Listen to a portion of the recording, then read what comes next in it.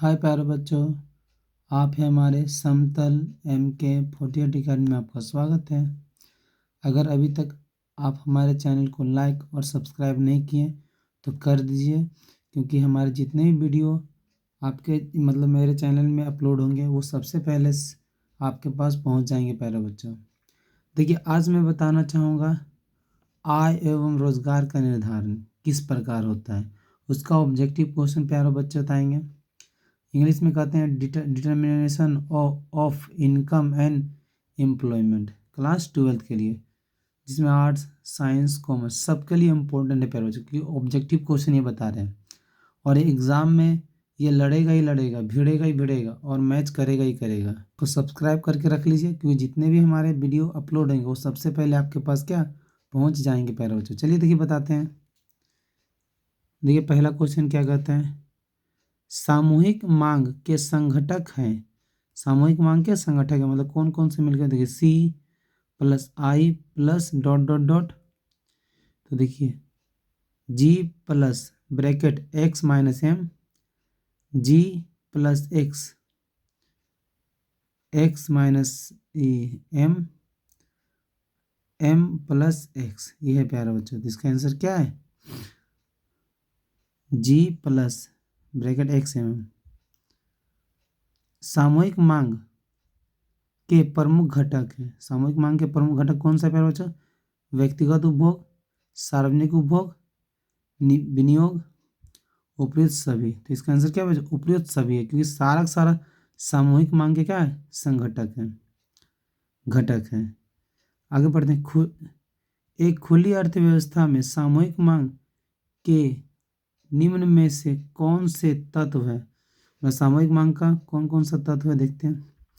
उपभोग, निवेश, सरकारी व्यय एवं शुद्ध निर्यात, उपयुक्त सभी। तो देखिए कहा जाता है प्यारे बच्चों कि उपभोग, निवेश, सरकारी व्यय एवं शुद्ध निर्यात, ये सब का सब सामूहिक मांग का ही क्या होता है, तत्व होता है। सामूहिक मांग का क्या होता है प्यारे बच्चों, तत्व होता है। चलिए नेक्स्ट क्वेश्चन देखते हैं। उपभोग निर्भर करता है, उपभोग निर्भर करता है आय पर, बचत पर, विनियोग पर, इनमें से कोई नहीं। तो इसका आंसर है प्यारे बच्चों आय पर, कि उपभोग निर्भर किस पे करेगा, आय पर करेगा, क्योंकि जितना ज़्यादा आय कमाएंगे, इनकम करेंगे, मेरा उपभोग का दायरा उतना ही बढ़ जाएगा। आय अगर कमेगा तो उपभोग का दायरा भी कम जाएगा, कम उपयोग करेंगे। MPC का मान होता है, MPC का मान होता है प्यारे बच्चों 1 होता है, 0 होता है, 0 से अधिक किंतु 1 से कम, अनंत। तो इसका आंसर क्या प्यारे बच्चों, 0 से अधिक किंतु 1 से कम होता है MPC का मान। चलिए देखते हैं। उपभोग फलन C बराबर A प्लस BY में प्रेरित उपभोग है ABCBY। इसका आंसर क्या प्यारे बच्चों, BY है। उपभोग फलन C बराबर A प्लस BY में स्वात उपभोग है, क्या है, स्वात उपभोग है। तो CABBY, तो इसका आंसर क्या है प्यारे बच्चों, A है। आगे देखते हैं। उपभोग फलन C बराबर 100 प्लस 0.5 Y में स्वायत्त उपभोग है 0.5 Y 100 C, इसका आंसर क्या, 100 उपभोग है, क्या है 100 होगा। APC प्लस APS बराबर 0, 1, अनंत, इनमें से कोई नहीं। इसका आंसर क्या है प्यारे बच्चों, 1 है, क्या है 1 है।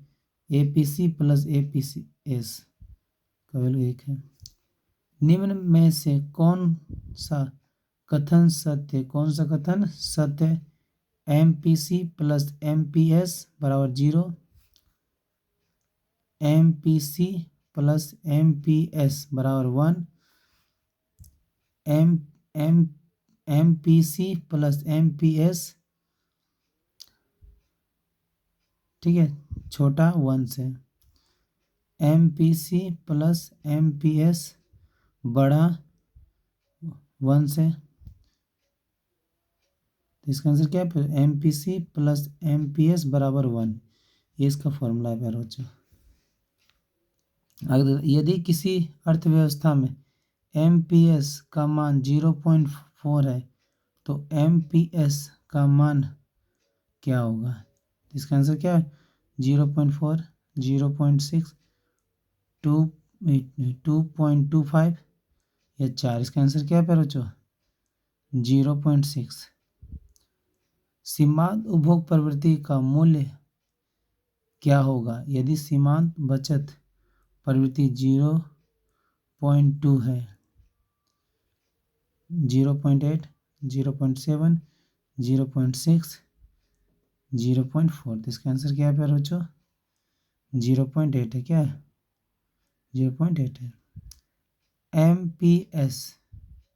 MPS के मान के संबंध में निम्न में से कौन सा कथन सत्य है? कौन सा कथन सत्य है? 0 से अधिक MPC से अधिक 1, 1 से अधिक MPC और MPC अधिक 0।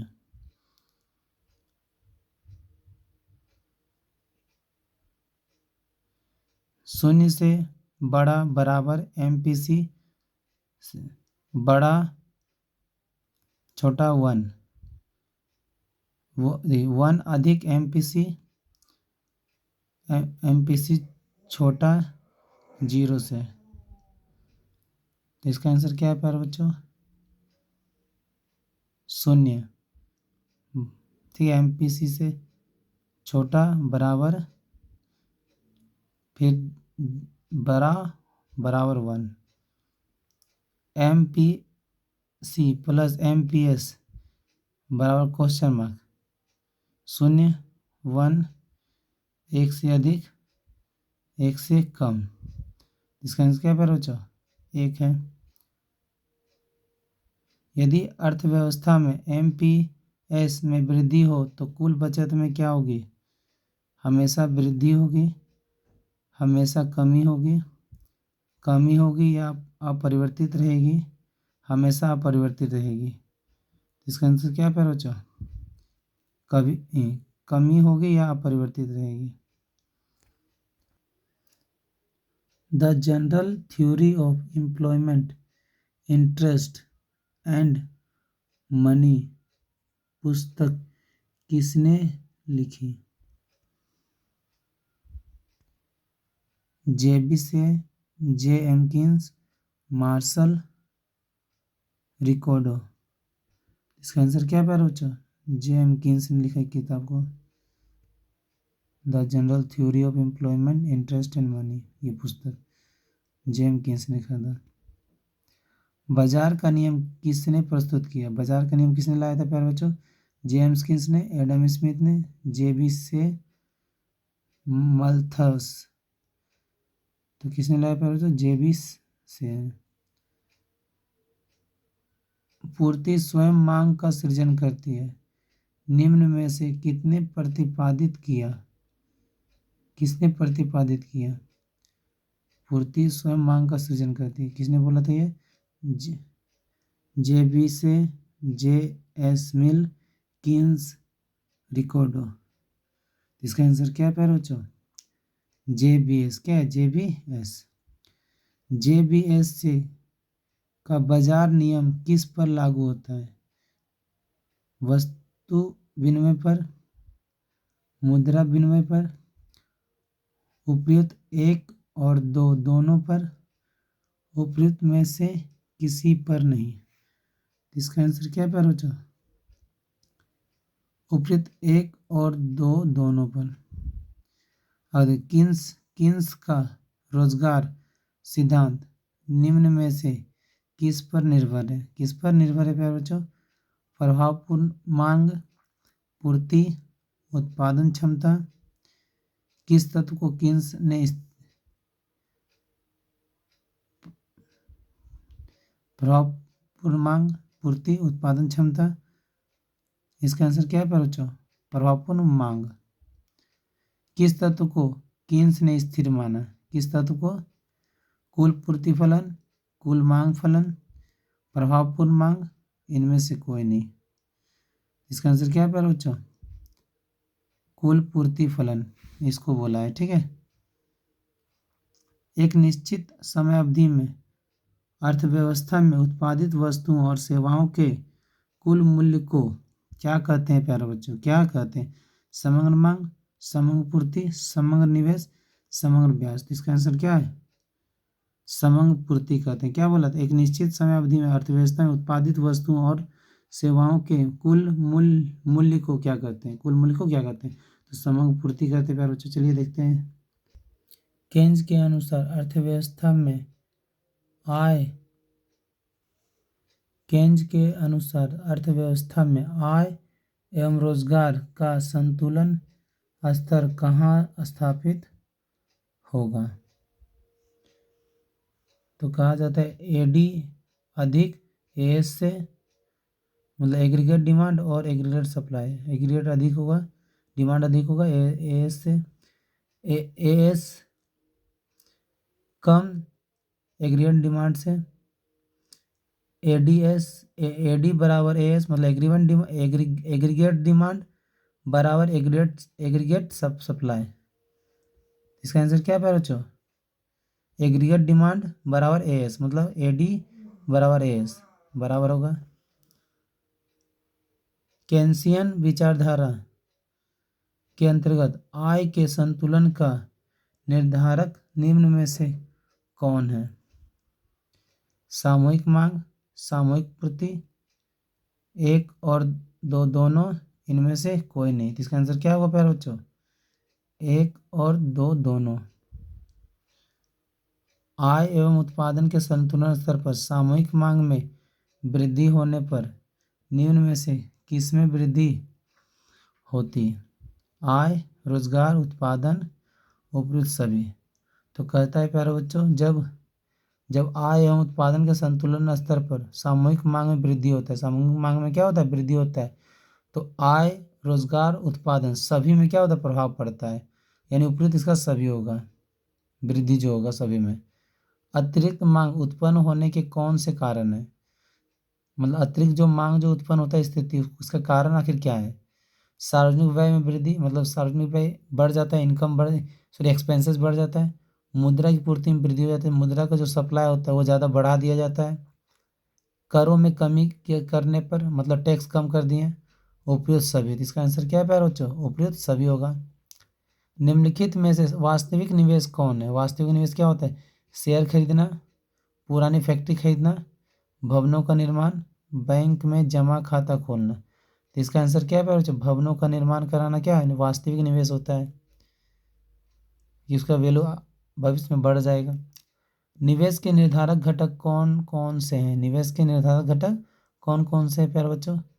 पूंजी की सीमांत क्षमता, ब्याज की दर, एक और दो दोनों। तो इसका एक और दो दोनों है प्यारे बच्चों। आय के संतुलन स्तर है, आय का संतुलन स्तर है। बचत और निवेश बराबर होते हैं। बचत निवेश से अधिक होता है, बचत निवेश से अधिक होता है, मतलब बचत कम है और निवेश ज़्यादा हो गया।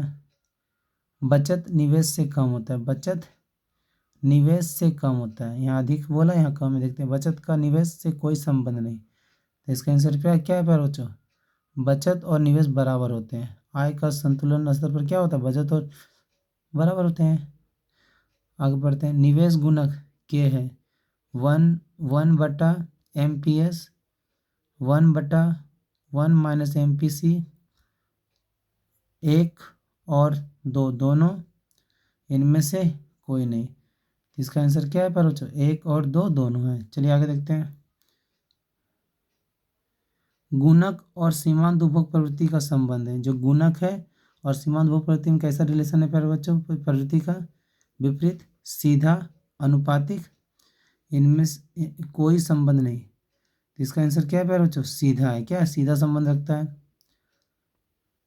सीमांत उपभोग प्रवृत्ति एक हो तो गुणक क्या होगा? सीमांत उपभोग प्रवृत्ति एक हो तो गुणक क्या होगा? 0, 1, शून्य और एक के बीच अनंत। इसका आंसर क्या है जो अनंत होगा। क्या होगा, जब सीमांत उपभोग प्रवृत्ति एक होगा तो गुणक किसका क्या होगा, अनंत होगा। चलिए आगे देखते हैं। यदि उपभोग की सीमांत प्रवृत्ति 0.5 है, 0.5 है उपभोग प्रवृत्ति, सीमांत की उपभोग प्रवृत्ति, तो कर गुणक का मान क्या होगा, -1, 1, 0.5 या 2। इसका आंसर क्या है बच्चों, -1। यदि एमपीएस का मान 0.2 है तो गुणक का मान क्या होगा, गुणक का मान क्या होगा, 5, 0.2, 1.5, 1.25 या 0। इसका आंसर क्या है प्यारे बच्चों, 5 है। किसी अर्थव्यवस्था में यदि एमपीएस बराबर 0.4 है तो गुणक का मान क्या होगा, गुणक का मान क्या होगा, 1 होगा, 0.4 होगा, 0.6 होगा, 0.25 होगा। तो इसका आंसर क्या होगा प्यारे बच्चों, तो 0.25 होगा। बेरोजगारी की समस्या का तात्पर्य, बेरोजगारी कब उत्पन्न होता है उसका समस्या क्या है प्यारे बच्चों, ऐच्छिक बेरोजगारी की समस्या, अनैच्छिक बेरोजगारी, उपयुक्त एक और दो दोनों, उपयुक्त दोनों नहीं। तो इसका आंसर क्या है प्यारे बच्चों, उपयुक्त एक और दोनों, एक और दो दोनों है प्यारे बच्चों। चलिए प्यारे बच्चों, देखिए ये इसका क्वेश्चन तो हो गया। अब आगे मिलते हैं नेक्स्ट वीडियो में। अब हमारे चैनल को अगर आपको पसंद आया तो इसको लाइक और सब्सक्राइब कर दें और शेयर भी कर दें प्यारे बच्चों। मिलते हैं नेक्स्ट वीडियो में। Watching video.